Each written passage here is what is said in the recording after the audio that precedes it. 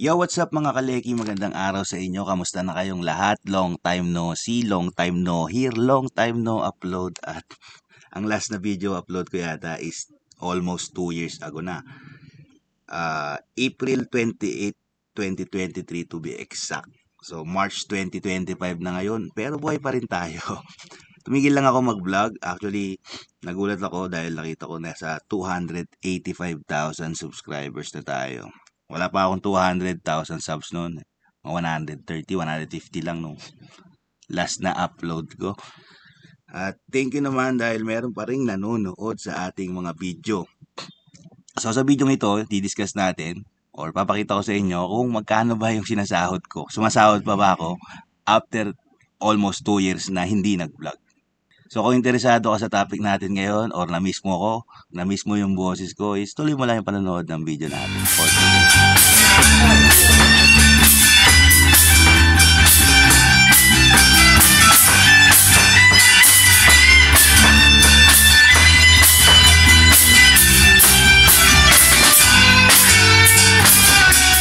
Ayun nga, matagal-tagal tayong hindi nag-upload. Actually, decision ko talaga magpahinga sa pagbablog dahil medyo nakakapagod na. Nakita niyo naman, nasa 465 videos na yung ating nagawa. Although hindi high quality or hindi maganda yung pagkaka-edit, majority ng video na yan is pinag-isipan ko at time consuming din yung paggawa ng video na yan. Sinimulan natin tong channel na to is noong around 2018, 2019. Most of the videos that I upload ay nagsimula noong summer ng 2019. So 6 years ago. At ito yung ating lifetime na kita. Ayan may kumita tayo no pandemic time. Medyo mataas-taas ang kinita natin dyan. I-reveal ko sa inyo kung magkano lahat ang kinita natin at magkano na lang ang sinasahod natin or kung sumasahod pa ba tayo ngayong March 2025. So tumigil ako mag-vlog or mag-upload ng videos April 2023, March 2025 na ngayon. Magto 2 years na at nauso yung mga shorts, videos. Hindi ako nag-upload ng shorts videos dito sa YouTube kasi tinatamad ako. So anyway, balik na tayo sa topic. So makita nyo dito, dinownload ko yung, in-export ko to. Kasi dito, papakita natin. Ayan, ito yung sinasahod ko dati. Actually, hindi to sorted eh. Ito yung pinakamataas na sinahod ko sa isang buwan. Ito yung top 50. Ayan ang top 50 na sahod ko. $2,754, $1,802. Per month to, per month. So, isang beses lang ako sumahod ng malaki-laki. Isang beses lang. Nakita nyo, pinakamataas ko na sinahod sa isang buwan is $2,754 noong October 2020 yata yan. At ayan, siguro 1, 2, 3, 4, 5, 6, 7. 7 times ako sumahod ng tag $1,000. Tapos majority, 900, 800, 700, 600, 500. So, ito yung top 50. So, nakita nyo, pababa ng pababa. Pero hindi to sorted as date. Sorted to sa monthly income. So, roughly, ang average talaga is 170, 180, $200 sabihin natin. Yun yung majority. Pero dati, kumikita tayo ng $600, $700 per month. Nung masipag pa tayo mag-upload. At one time nga, is kumita tayo ng $2,754 at $1,800 sa isang buwan. So, hindi laging Pasko sa YouTube. Pag tinamad ka, tatamadin din ang sahod mo. So, ngayon ang tanong, monetize pa ba yung channel natin? Kumikita pa ba tayo? Actually, para malaman natin, in-export ko dito, export current view. Nilagay ko siya sa Excel file para ma-sort. Ito, nagsimula ang ating earnings. 2019, ng June, $800. Kaya mataas to kasi naipon na yung video tapos before monetization to nangyari. So, marami na akong video na nagawa. Sabihin natin 30 to 50 videos. Tapos, konti pa lang din yung vlogger. Kaya, unang sahod ko, ganyan kalaki. Tapos, nung na-monetize ako, ayan, 1,300. The next month, nag-lilo, 300. Ito, 2019 to 400, 500, 600. So, malaki. Malaki siya. Pag masipag ka. Tapos ito na, January 2020, 200, bumaba, di ba? Ayan, naging 163, April 141, May 400, 300, 180, 650. Kasi ito na yung time, I think, nag-vlog ako regarding the solar panels. Ayan, tumaas. 2,754. Excuse. Tapos the next month is 1,057. Malaki kita nung solar panel videos ko. Ayan. November, December 2020, 1,057 saka $757. Tapos January, 500. February, 800, 900, 1,000. Malalaki pala to. Sunod-sunod, oh. Nakita nyo?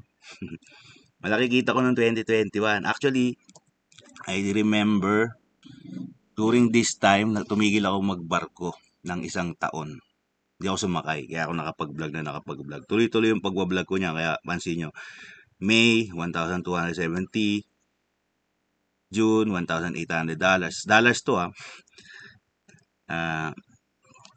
July, 1,000. August, 1,000. 700, 900, 600. Mababa. Pababa na siya ng pababa. Kasi sumakay na tayo ulit ng barko eh. So, ito, 2022 na. 2022. Ayan o. 300, 400, 300, 300, 800, 700, 400. So, nagre-range pa rin tayo ng 300 noong 2022.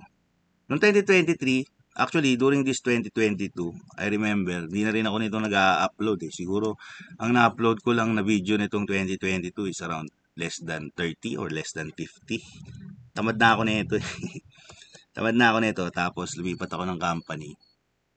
Pero kumikita pa rin siya kasi nga, may momentum pa nun eh. So, ito na, 2023. Ito yung last upload ko eh. April 2023. So, ang sahod ko na nun is $195. O sabihin natin $200 per month. Pambayad ng internet, pambayad ng kuryente. At ayan. Nag-range siya ng average yan, 200. July, August, September, October, November, December. December, hindi na tayo umabot ng threshold. Ano ba yung threshold? Si YouTube kasi, or si Google AdSense, meron siyang tinatawag na threshold. Kailangan, umabot ng $100 yung sahod mo para ma-withdraw mo siya sa bangko mo or para pumasok siya sa month na yon. So, during this month, December 2023, hindi tayo mabot ng $100. So, wala tayong sasahodin ng December. O wala tayong sasahodin sa January. Kasi ang sahod sa YouTube after, kunyari, December ngayon. Yung sahod ng December, makukuha mo January 21 to 26. So, third week ng next month. Walang sahod yan. So, since walang sahod yan, ito, yung 94 saka 81, December saka January, abot na siya ng 100, 176 na itong pag-inad mo eh. Sasaudin mo na to sa February. So, February, hindi naman tayo umabot to. 98 lang. Kasi tamad na nga tayo eh. Hindi na tayo nagwa-vlog. So, wala ka na naman sahod ng March. So, ayan. January, February 2024 last year. Ayan. Wala tayong kita. Tamad na rin tayo mag-vlog. Tapos, ito na. Yung last. Actually, hindi nga tayo nagwa-vlog eh. Hindi na nga tayo nagwa-vlog ng taon pala na yan. Tapos gusto natin may sahod pa. Abuso na yun ah. Ayan. Ayan. O, 2024. Ito na yung kabubuhan ng 2024. Ayan. 2024, nagre-range pa rin tayo ng 150, 180, 123, 127, 140. Sabihin natin yung nare-reach pa rin natin yung threshold. So, ito na yung 2025. Ito na yung current na nangyayari. $82 ang kinita natin noong January at February, $79. So, pag tinotal mo yan is $161 US. Hindi tayo mabot ng threshold. So, wala tayong sahod ng January. Wala rin tayong sahod ng February. March na tayo sa sahod. So, actually, passive income na siya for almost 2 years. Sabihin natin 2 years. 2 years meron akong passive income na nag-range $100 to $300. Sabihin natin ha. $100 to $300. Hindi na masama kasi wala naman tayong ginagawa. Nakapag-upload na ako ng maraming video eh. 456 na yung videos ko na nagawa. Although hindi naman lahat is pinapanood ng subscriber. May iba-iba kasi yung niche ng nagawa natin. Kaya halo-halo yung ating vlog. Pero ito lang yung natutunan ko ng 2 years na hindi ako nag-upload. Kapag valuable yung video mo or hindi lang sabay sa agos, may kikitain at may kikitain ka pa rin kasi hindi napapanis yung video na ginawa mo. So most of my videos na kumikita pa rin is yung mga tutorial videos ko. Pero yung mga personal vlogs, yung mga gala or yung mga konti-konting trabaho lang sa barko na hindi naman interesting, wala nang nanonood doon. Especially hindi na ako updated or hindi na ako laging nagbablog. Wala nang story yung sinusundan. Ang sarap palang maging tamad. Wala kang ginagawa. Tapos sumasahod ka lang. Pero ngayon, nagrereklamo si Mrs. Wala daw siyang sahod. Tamo yan. Kay Mrs. napupunta yung sahod ko. Hindi ko nga alam na sumasahod pala ako. Ngayon walang nakita. May sahod pa pala ako. Akala ko wala na sahod. Yung pala meron pang sahod. Ngayon nagreklamo si Mrs. Wala na daw akong kinikita sa channel na to. Inisip ko, baka na-demonetize na yan kasi hindi ako nag-upload 2 taon na eh. Pero hindi pa pala. Andiyan pa pala kayo. Nanonood pa rin kayo at marami pa rin nagko-comment. Thank you naman dahil andiyan pa kayo at nagko-comment sa ating mga videos. Pasensya na kung hindi ko kayo nare-replyan. Pasensya na kung hindi na ako nakapag-like o heart. Medyo busy na ako ngayon. 3 na yung anak natin. At medyo nawala yung interest natin. Medyo nawala ako sa focus. Mas masarap manood ng videos. Nagpahinga lang tayo. At ayan. Pero ayan, meron pa rin tayong nanonood. 5,000 views pa rin tayo in the last 48 hours. Meron tayong 285,000 subscribers na dagdagan no? Maging 1 million kaya. Ayoko kasing pabuti ng 1 million, magbe-face reveal ako eh. So, ayun ang ating kinikita pa ngayon. So nagawa tayo ng vlog para may sahod si Mrs. Baka ma-demonetize yung channel. So, yun lang pala yung habol. Hindi. So, ano lang to, way of telling you na nandito pa ako, buhay pa ako, pero nawala lang tayo sa focus.